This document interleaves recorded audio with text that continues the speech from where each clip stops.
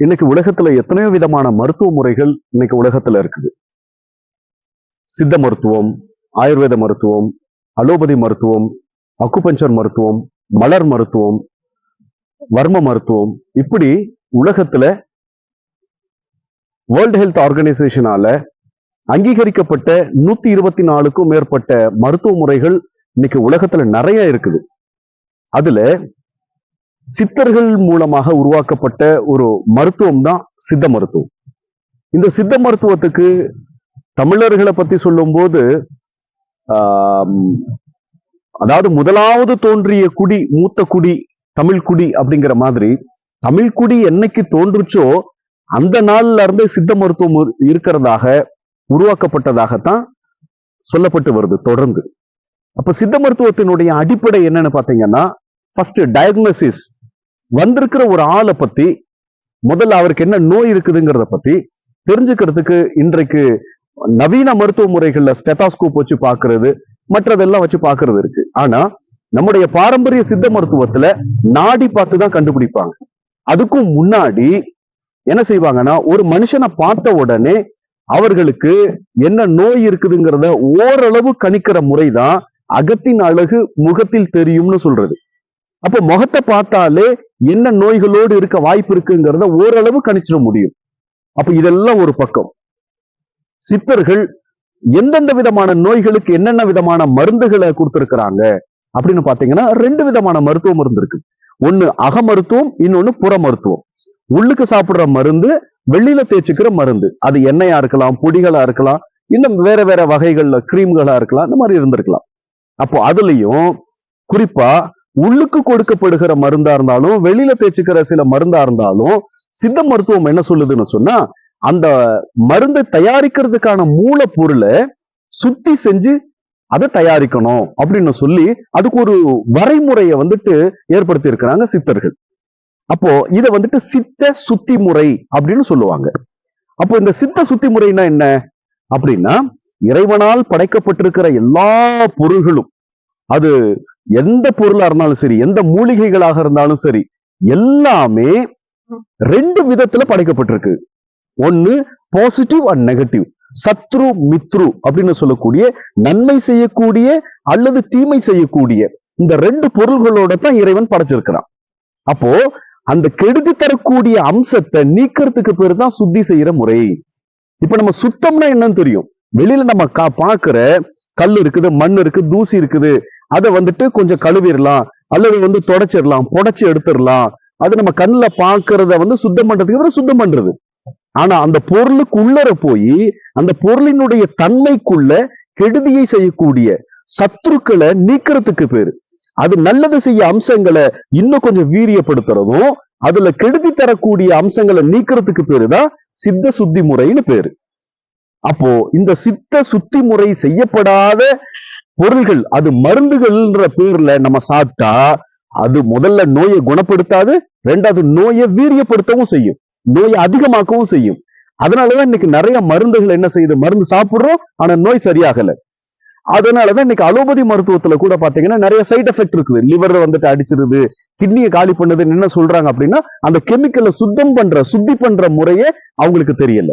ஆனா சித்த சுத்தி முறையில, சித்த மருத்துவத்திலேயோ ஆயுர்வேதத்திலேயோ யுனானிலேயோ அந்த மருந்துகளை சுத்தி பண்ணி செய்யறதுனால அந்த மருந்துகள் வீரியப்படுத்தும், அளவு குறைவா இருக்கும். அதை எடுத்துக்கும் போது என்னாகும், நோய்கள் குணமாகும். அப்போ இந்த சித்த சுத்தி முறையில ஒவ்வொரு பொருளையும் ஒவ்வொரு விதத்துல நம்ம சுத்தி பண்றோம். அப்போ எது எந்தெந்த மாதிரி, இப்போ உதாரணத்துக்கு ஒண்ணு மட்டும் சொல்லலாம். அப்போ இப்போ உதாரணத்துக்கு நம்ம மிளகை பத்தி பார்ப்போம். மிளகை பொறுத்த வரைக்கும் 7 மிளகு இருந்தா எதிரி வீட்டிலையும் கை நினைக்கலாம் அப்படின்னு பழமொழி சொல்லுவாங்க. 10 மிளகு இருந்தா பகைவன் வீட்டிலையும் கை நினைக்கலாம் அப்படின்னு சொல்லி பழமொழிகள் சொல்லுவாங்க. அதே மாதிரி மிளகு சாப்பிட்டா தலைவலி சரியாகும் அப்படின்லாம் சொல்லுவாங்க. ஆனா அதெல்லாம் சாப்பிட்டுட்டு உண்மையிலேயே போய் அப்படி பகைவன் வீட்டுல சாப்பிட முடியுமா? இல்ல தலைவலி இன்னைக்கு மிளகு வேற எதுவும் தைலமோ இல்ல மாத்திரையோ போடாம தலைவலி சரியா இருக்கா அப்படின்னா இல்ல. ஏன்னா இந்த மருந்துகளை பொறுத்த வரைக்கும் சுத்தி பண்ணாம அல்லது சுத்தி பத்திய மக்களுக்கு தெரியாம அதை யூஸ் பண்றதுனால அது பலன் நமக்கு தெரியாம போயிடுச்சு. அப்போ ஆனா அதுக்கு பதிலா இந்த மிளகையே சுத்தி பண்ணி நீங்க யூஸ் பண்ணி பாருங்க. என்னோட அனுபவத்துல நான் சொல்றேன், கண்டிப்பா சரியாகும். சரி, மிளகனுடைய சுத்தி என்ன? மிளகை நீங்க வாங்கி நம்ம சுத்தம் பண்ணணும். ஃபர்ஸ்ட் குச்சி இருக்கதா வேற ஏதாவது கலந்து இருக்கதா பார்த்து அதை சுத்தம் பண்ணிட்டு இந்த மிளகை என்ன பண்ணணும், 3 மணி நேரம் மோர்ல ஊற வைக்கணும்.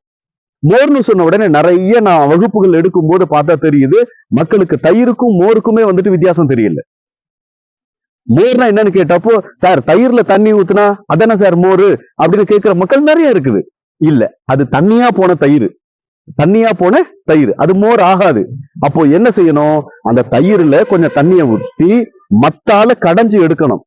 கடையும் போது அதுல இருந்து வெண்ணெய் திரண்டு வரும். அந்த வெண்ணெய தனியா எடுத்துட்டா மீதி இருக்கிற அந்த தண்ணி மாதிரி இருக்குது இல்ல, அதுதான் மோர்.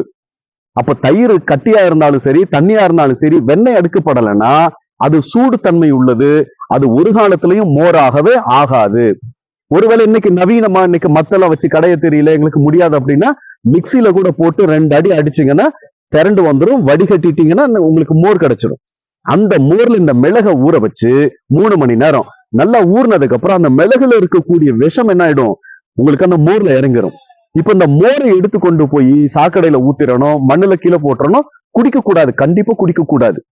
அப்ப இந்த மிளகை என்ன பண்ணணும், நிழல்ல நல்லா காய வச்சு நல்ல பொறுன்னு ஆனதுக்கு அப்புறம் கடைசியா ஒரு 1/2 மணி நேரம் 1 மணி நேரம் வெயில்ல காய வச்சுட்டு நல்லா பொறுன்னு ஆனதுக்கு அப்புறம் திரும்ப லைட்டா ஒரு வறுத்துட்டீங்கன்னா இந்த மிளகை வந்து பொடி செஞ்சு எடுத்துக்கிட்டீங்கன்னா இதுதான் இப்போ மருந்து.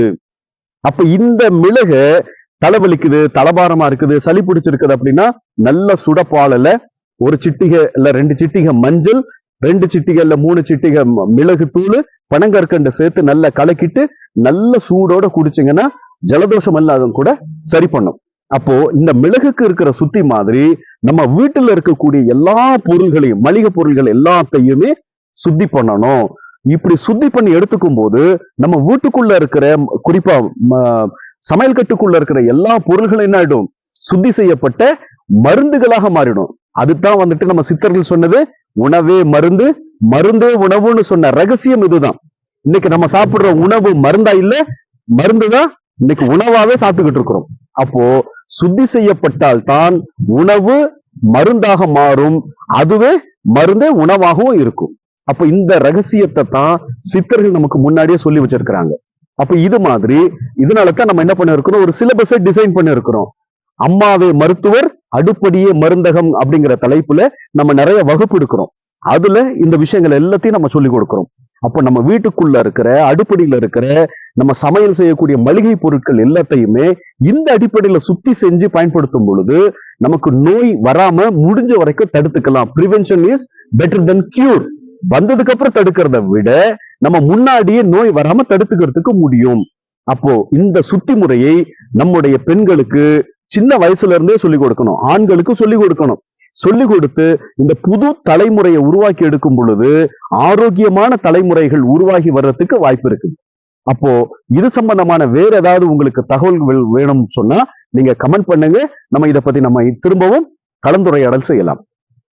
நன்றி.